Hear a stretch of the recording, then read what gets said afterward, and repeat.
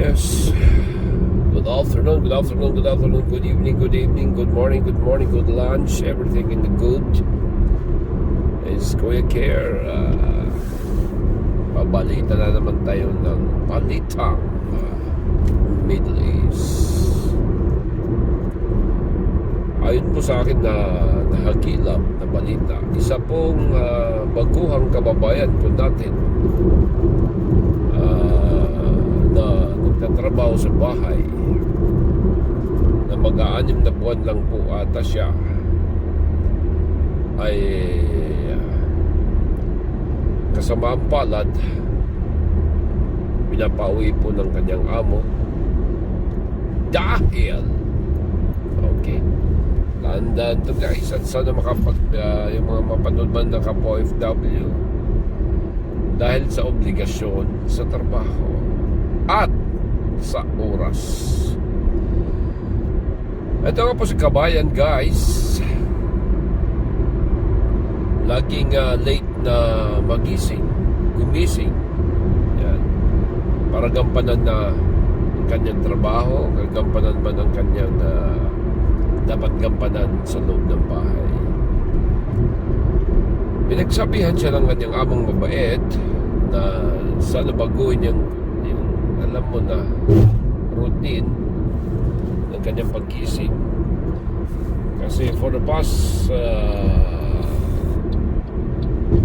months, kasi may provision ka 3 months para makuha mo yung kanang sarili, yung klima dito, oras. Kaya may 3 months sa provision. So be it. So after 3 months, magsa 6 months na siya. Lagi po ata siyang late magising, alas 9, alas 10. Dahil kasalanan naman ito ni social media. Dahil sa social media, laging puyat si kabayan natin. Laging puyat. Okay. Although syempre may 8 oras sa trabaho, sabi naman ng employer 8 oras, may pahinga pa yan na 2 oras. So sana doon na sana ginagamit yung siguro mahilig. Alam mo naman mga TikTok, marami talaga nasisira sa TikTok, as in. So yun, sabi ng amo, bait pa ang amo niya, pauwi na lang,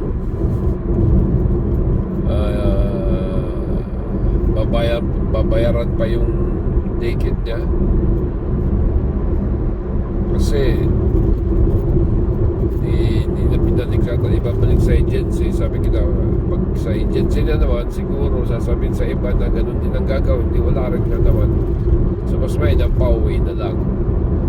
Bait ng amo niya, sinayang niya, bibiyara siyang kinausap daw ng amo, pero hindi nagbabago dahil sa social media. Lagi nakatutok, magdamag, siguro kaya late nagigising. Maraming yung bahay, may siyempre yung mga dapat bigyan ng pansin niya, yung mga pumapasok doon ng maaga sa trabaho, siguro may eskwela pa. Kaya aral po sa atin yung kabayan, mga kababayan niya. Dapat gampanan po natin ang ating obligasyon bago po ang social media guys. Kaya tulad niyan, wala nangyari po. Buwan, imbis na magtatrabaho ka dito para sa pamilya mo, mapapauwi ka sa ganun-ganun na lang dahil sa social media, TikTok pa more. Wala tayo magawa. Sinayang niya isang mabait na amo. Sabi yung mabait niya amo, siya na magbabayad lahat. Makauwi lang sa kabayan, kasi siguro hindi rin natin minsan masisito si kabayan, nakababad, usap dito, TikTok doon, Facebook dito. So laging puyat, hindi nagigising na maaga, na supposedly mga 7 gising niya, kasi siyempre mag-asikaso, papasok sa trabaho yung mga binabantayan, papasok sa eskwela kung may estudyante. Wala, nagigising daw siya ng alas 9, alas 10 ay patay tayo dyan. Wala siyang kwan. Mali ang nangyari, pinagsisilbihan ng sarili, papasok sa kabayan, babangon na lang, hindi ko alam anong gagawin. Magluluto, kung magluluto yan ng tanghalian o ano man. Naintindihan natin minsan pagod, pero wala, ganun talaga dapat. 8 hours ang trabaho mo. Sabi naman ng amo, may pahinga naman. 2 to 3 hours ang pahinga. So yun guys, sana aral din sa mga baguhan o kaya kahit saan. Negasyon muna tayo guys bago mag-social. Hello, magandang gabi. Ito pong aking isi-share po sa inyo ay sana kapulutan ng aral sa ating iba pang mga babayan na nagtatrabaho sa bahay kahit saan po kayo naroroon. Alam niyo po, yung responsibility natin sa ating trabaho ay dapat po nating hindi kinakalimutan. No matter what po, kahit po tayo ay pagod, napuyat, pero meron po tayong obligasyon na gumising sa takdang oras na sinabi sa atin para gampanan ang trabaho dapat po natin gawin.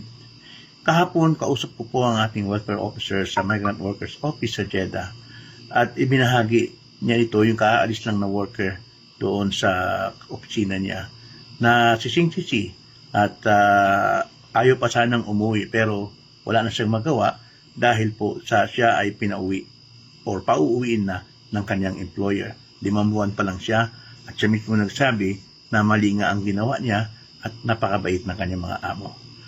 Ano po ba ang dahilan? Dahil po siya ay gumigising palagi araw-araw ng tanghali na. Pinakiusapan siya, alam niya na 7 o'clock ng umaga dapat siya gumigising dahil may mga taong pumapasok sa kanyang pinaglilingkuran ng maaga at kailangan niya itong asikasuhin. Meron naman siyang tamang oras ng kanyang papahinga. 8 hours daily. Ang kanyang trabaho, pinakasagad na yung alas 12, pero kadalasan alas 10, alas 11, tapos na siya. At kailangan niyang gumising ng maga para sa panibagong araw ng trabaho.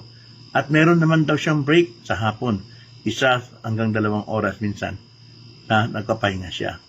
Mabait ng kanyang employer, pero yun na nga, nang dahil daw sa palagi niyang pagbababad sa social media, okay, hindi alam kung TikTok or Facebook, hindi alam. Sa social media, sinabi sa akin ng welfare officer, ayun na nga, sa pagod siguro, sa puyat, hindi talaga nagigising ng maaga at tanghali na gumigising. Sinubukan po siyang pakiusapan ng employer na sana gumising ng maaga dahil masyado ng tanghali yung pagising ng alas 9. Pero hindi pa rin nangyari at hindi pa rin nagbago. Kaya nag-decide ng employer na pauwiin na lang siya. Dinala po siya sa MWO para i-inform yung nangyari and tinanong ng welfare officer kung bakit hindi lang ilipat ng ibang employer. Ang sabi ng amo, kung ililipat mo yan, magtatanong din yung ibang amo kung bakit siya inalis doon sa bahay. So pag nalaman nila ganun ang attitude ng worker, hindi na siya kukunin. Kaya better na lang na uwi na lang siya. Mabait ng employer, alam niya na malaki ang mawawala sa kanya sa ginastos niya sa pagkuha sa worker, pero okay na sa kanya yun. Ang gusto lang niya na makauwi na yung worker at siya pa mismo sumugot ng kanyang pamasahe ng worker. Although, obligasyon naman yan, kaya lang siyempre dahil nga sa maaga, pwede namang ireklamo ng employer yan sa agency at agency maghanap. Pero ayaw na lang niya na mahabang usapan, kaya pauwi na lang niya yung worker. So, ano ang moral lesson dito? Ang moral lesson dito, yung obligasyon po natin, yung responsibility natin sa ating mga trabaho. Okay? Meron talagang may kadalasan sinasabi nila, maaga pa yung 9. Okay, sa inyo. Pero marami rin pong mga employers na gumigising na maaga at mapasok na maaga. So dapat, kung ano po yung naka-assign po sa atin na trabaho, gampanan po natin na maayos para hindi po tayo nasisira. Yun lamang po. Ito po si Cabo.